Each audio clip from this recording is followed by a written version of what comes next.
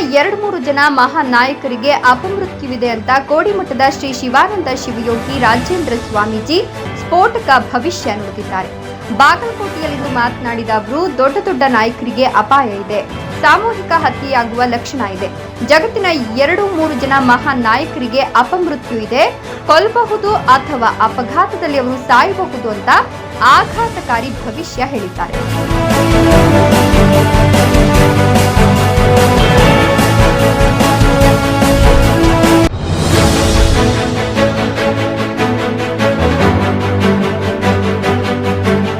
ಬಾಗೇಪಲ್ಲಿ ತಾಲೂಕಿನ ಪುಟ್ಟಪರ್ತಿ ಮತ್ತು ಗುಡಿಬಂಡೆ ತಾಲೂಕಿನ ಕಡೇಹಳ್ಳಿ ಗ್ರಾಮಗಳ ಸರಹದ್ದಿನಲ್ಲಿ ಕೆಲವು ವ್ಯಕ್ತಿಗಳು ಅಕ್ರಮವಾಗಿ ಕಾಡು ಹಂದಿಗಳನ್ನು ಭೇಟಿಯಾಡಿ ಸಾಗಾಟ ಮಾಡುತ್ತಿದ್ದಾರೆ ಎಂಬ ಖಚಿತ ಮಾಹಿತಿಯ ಮೇರೆಗೆ ಪಾತಪಾಳ್ಯ ಉಪವಲಯ ಅರಣ್ಯಾಧಿಕಾರಿಗಳು ಮತ್ತು ಸಿಬ್ಬಂದಿಯು ಭಾನುವಾರದ ಮಾಹಿತಿಯಂತೆ ಬೊಲೆರೋ ವಾಹನವನ್ನು ಹಿಂಬಾಲಿಸಿಕೊಂಡು ಹೋಗಿ ಹಿಡಿದಿದ್ದಾರೆ.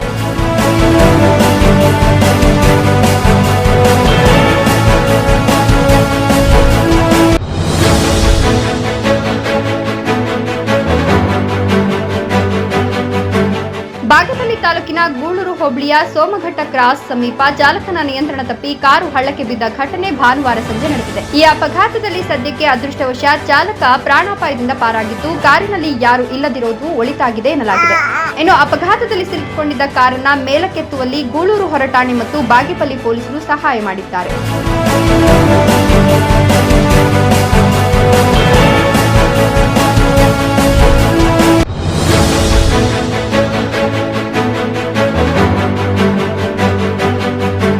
ಮಹಿಳೆಯ ಖಾಸಗಿ ಭಾಗದ ಫೋಟೋ ತೆಗೆಯಲು ಹೊಂಚ ಹಾಕ್ತಿದ್ದ ಪುಂಡನನ್ನ ಸಾರ್ವಜನಿಕರು ರೆಡ್ ಹ್ಯಾಂಡ್ ಆಗಿ ಹಿಡಿದು ಥಳಿಸಿರುವ ಘಟನೆ ಬೆಂಗಳೂರಿನ ಟೌನ್ ಹಾಲ್ ಬಳಿ ಶನಿವಾರ ನಡೆದಿದೆ. ಮಹಿಳೆಯರನ್ನ ಚುಡಾಯಿಸಿದ ಅವರ ಫೋಟೋಗಳನ್ನು ತೆಗೆದಿದ್ದ ಬೀದಿ ಕಾಮುಕನನ್ನ ಸಾರ್ವಜನಿಕರು ರೆಡ್ ಹ್ಯಾಂಡ್ ಆಗಿ ಹಿಡಿದಿದ್ದಾರೆ.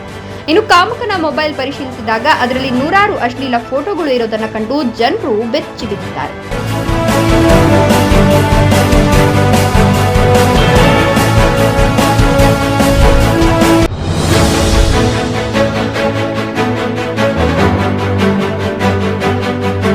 ಈ ತಿಂಗಳ 10ರಂದು ಹೈದರಾಬಾದ್ನಲ್ಲಿ ಮಿಸ್ ವರ್ಲ್ಡ್ ಸ್ಪರ್ಧೆ ಆರಂಭವಾಗಿದೆ. ಇದರೊಂದಿಗೆ ವಿವಿಧ ದೇಶಗಳ ಸುಂದರಿಯರು ಹೈದರಾಬಾದ್ಗೆ ಆಗಮಿಸುತ್ತಿದ್ದಾರೆ. ಅವರನ್ನ ಶಂಷಾಬಾದ್ ವಿಮಾನ ನಿಲ್ದಾಣದಲ್ಲಿ ಅಧಿಕಾರಿಗಳು ಸಾಂಪ್ರದಾಯಿಕ ರೀತಿಯಲ್ಲಿ ಸ್ವಾಗತಿಸುತ್ತಿದ್ದಾರೆ. ಈ ನಿಟ್ಟಿನಲ್ಲಿ ಬ್ಯಾಡ್ಮಿಂಟನ್ ತಾರೆ ಪಿವಿ ಸಿಂಧು ಸಾಮಾಜಿಕ ಮಾಧ್ಯಮದಲ್ಲಿ ವಿಶ್ವದ ಸುಂದರಿಯನ್ನ ಸ್ವಾಗತಿಸಿ ವಿಶೇಷ ವಿಡಿಯೋವನ್ನು ಹಂಚಿಕೊಂಡಿದ್ದಾರೆ. ಹೈದರಾಬಾದ್ನಲ್ಲಿ ನಡೆಯುತ್ತಿರುವ ಈ ಪ್ರತಿಷ್ಠಿತ ಕಾರ್ಯಕ್ರಮದ ಬಗ್ಗೆ ಅವರು ಸಂತಸ ವ್ಯಕ್ತಪಡಿಸಿದ್ದಾರೆ.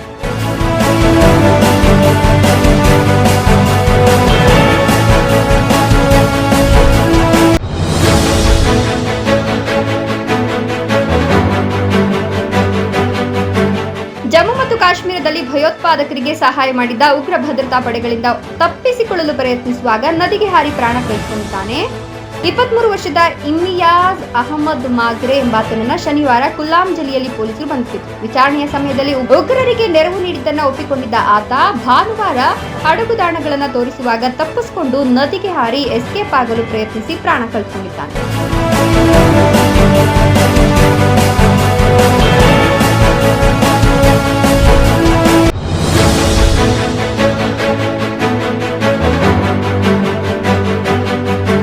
ಉತ್ತರ ಪ್ರದೇಶದ ಕಾನ್ಪುರದ ಚಾಮನ್ಗಂಜ್ ಪ್ರದೇಶದಲ್ಲಿ ಚರ್ಮದ ಕಾರ್ಖಾನೆಯನ್ನು ಹೊಂದಿರುವ 6 ಅಂತಸ್ತಿನ ಕಟ್ಟಡದಲ್ಲಿ ಸೋಮವಾರ ಭಾರೀ ಬೆಂಕಿ ಕಾಣಿಸಿಕೊಂಡಿದೆ. ಘಟನೆಯಲ್ಲಿ ಒಂದೇ ಕುಟುಂಬದ 5 ಸದಸ್ಯರು ಸಾವನ್ನಪ್ಪಿದ್ದಾರೆ. ಮೃತರಲ್ಲಿ 3 ಮಕ್ಕಳಾಗಿದ್ದಾರೆ. ಮಾಹಿತಿ ಪಡೆದ ಅಗ್ನಿಶಾಮಕ ದಳದವರು ತಕ್ಷಣ ಸ್ಥಳಕ್ಕೆ ತಲುಪಿ ಬೆಂಕಿಯನ್ನು ನಿಯಂತ್ರಿಸುತ್ತಿದ್ದಾರೆ. ಅಪಘಾತಕ್ಕೆ ಕಾರಣಗಳು ಇನ್ನೂ ತಿಳಿದುಬಂದಿಲ್ಲ.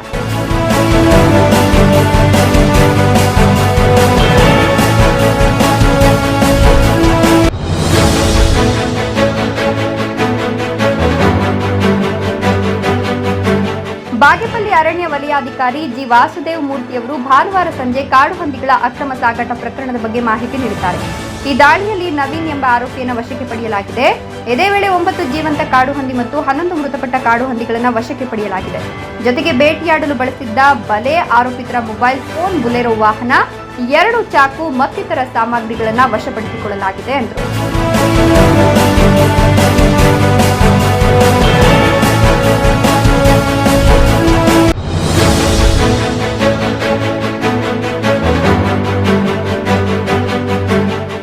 ಸರ್ಕಾರದ ವಕ್ಫ್ ಕಾಯ್ದೆ ತಿದ್ದುಪಡಿಯನ್ನು ವಿರೋಧಿಸಿ ಮುಳಬಾಗಿಲು ನಗರದಲ್ಲಿ ಶನಿವಾರ ರಾತ್ರಿ ಮುಸ್ಲಿಂ ಸಮುದಾಯದಿಂದ ಬೃಹತ್ ಸಮಾವೇಶವನ್ನು ಹಮ್ಮಿಕೊಳ್ಳಲಾಗಿತ್ತು.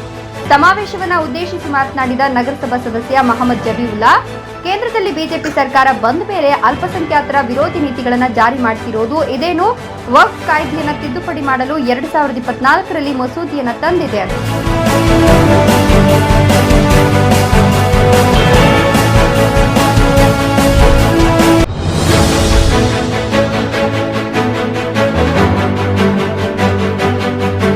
ತೆಲಂಗಾಣದ ಬಸ್ಸಿನಲ್ಲಿ ಮಡಿಕೆ ತೆಗೆದುಕೊಂಡು ಹೋಗಬೇಡಿ ಅಂತ ಹೇಳಿದ್ದಕ್ಕೆ ಕೋಪಗೊಂಡ ಮಹಿಳೆ ನಲ್ಗೊಂಡದಲ್ಲಿ ಬಸ್ ತಡೆದು ಆಕ್ರೋಶ ವ್ಯಕ್ತಪಡಿಸಿದ ಘಟನೆ ಭಾನುವಾರ ನಡೆದಿದೆ. ಸದ್ಯ ಈ ವಿಡಿಯೋ ಸಾಮಾಜಿಕ ಜಾಲತಾಣದಲ್ಲಿ ವೈರಲ್ ಆಗಿದೆ.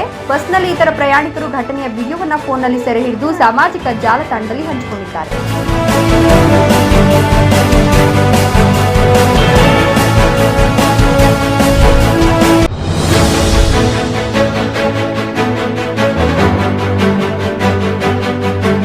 ಜಗಜ್ಯೋತಿ ಬಸವೇಶ್ವರ ಜಯಂತಿ ಅಂಗವಾಗಿ ಭಾನುವಾರ ನಡೆದ ಬಸವೇಶ್ವರರ ಮೆರವಣಿಗೆಯಲ್ಲಿ ವೀರಶೈವ ಲಿಂಗಾಯತ ಮಹಿಳಾ ಸಂಘಟನೆಯ ಮಹಿಳೆಯರೊಂದಿಗೆ ಸಚಿವೆ ಲಕ್ಷ್ಮೀ ಹೆಬ್ಬಾಳ್ಕರ್ ಹೆಜ್ಜೆ ಹಾಕಿಕೊಂಡರು. ಈ ವೇಳೆ ಒತ್ತಾಯದ ಮೇರೆಗೆ ಸಚಿವೆ ಲಕ್ಷ್ಮೀ ಹೆಬ್ಬಾಳ್ಕರ್ ಭಾರತ ದೇಶ ಜೈ ಬಸವೇಶ ಅಂತ ಘೋಷಣೆ ಕೂಗಿ ಹೆಜ್ಜೆ ಹಾಕಿದ್ರು. ಘಟನೆಯ ವಿಡಿಯೋವನ್ನು ಸ್ಥಳೀಯರು ತಮ್ಮ ಫೋನ್ನಲ್ಲಿ ಸೆರೆ ಹಿಡಿದು ಸಾಮಾಜಿಕ ಜಾಲತಾಣದಲ್ಲಿ ಹಂಚಿಕೊಂಡಿದ್ದಾರೆ.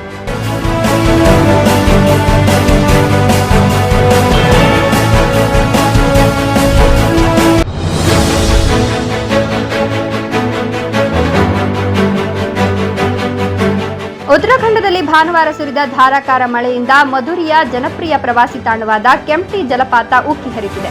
ಇದರಿಂದಾಗಿ ಹಠಾತ್ ಪ್ರವಾಹದ ಭೀತಿ ಉಂಟಾಗಿದ್ದು, ಜಲಪಾತ ಭಯಾನಕವಾಗಿ ಹರಿತಿರುವ ವಿಡಿಯೋ ಸಾಮಾಜಿಕ ಜಾಲತಾಣದಲ್ಲಿ ವೈರಲ್ ಆಗಿದೆ. ಇನ್ನು ಕೆಂಪ್ಟಿ ಜಲಪಾತದಿಂದ ನೀರು ಚಿಮ್ಮುತ್ತಿದ್ದಂತೆ ಬೆಟ್ಟಗಳಿಂದ ಅಪಾರ ಪ್ರಮಾಣದ ಕಲ್ಲು, ಮಣ್ಣು ಸೇರಿದಂತೆ ಅವಶೇಷಗಳು ಜಲಪಾತದಲ್ಲಿ ಹರಿದುಕೊಂಡು ಹೋಗಿದೆ.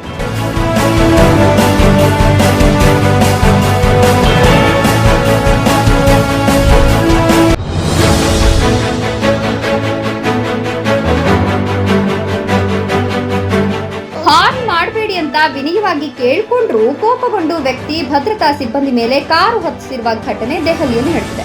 ಬಿಹಾರ ಮೂಲದ ಭದ್ರತಾ ಸಿಬ್ಬಂದಿ ರಾಜೀವ್ ಕುಮಾರ್ ದೆಹಲಿ ವಿಮಾನ ನಿಲ್ದಾಣದ ಟರ್ಮಿನಲ್ 3ರಲ್ಲಿ ಕರ್ತವ್ಯ ಮುಗಿಸಿ ಮಹಿಪಾಲಪುರದಲ್ಲಿರುವ ತಮ್ಮ ಮನೆಗೆ ಹಿಂತಿರುಗುತ್ತಿದ್ದಾಗ ಈ ಘಟನೆ ನಡೆದಿದೆ.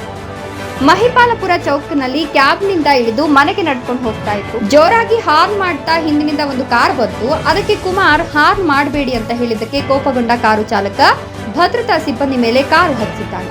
ಘಟನೆಯಲ್ಲಿ ಕುಮಾರ್ ಅವರ 2 ಕಾಲಿನ ಮೂಳೆಗಳು ಮುರಿದಿದ್ದು ಆಸ್ಪತ್ರೆಯಲ್ಲಿ ಚಿಕಿತ್ಸೆ ಪಡೆದಿದ್ದಾರೆ. ಇನ್ನು ಘಟನೆ ನಡೆದ 6 ಗಂಟೆಗಳಲ್ಲಿ ಪೊಲೀಸರು ಕೊಲೆಯತ್ನ ಪ್ರಕರಣ ದಾಖಲಿಸಿಕೊಂಡು ಆರೋಪಿಯನ್ನು ಬಂಧಿಸಿದ್ದಾರೆ.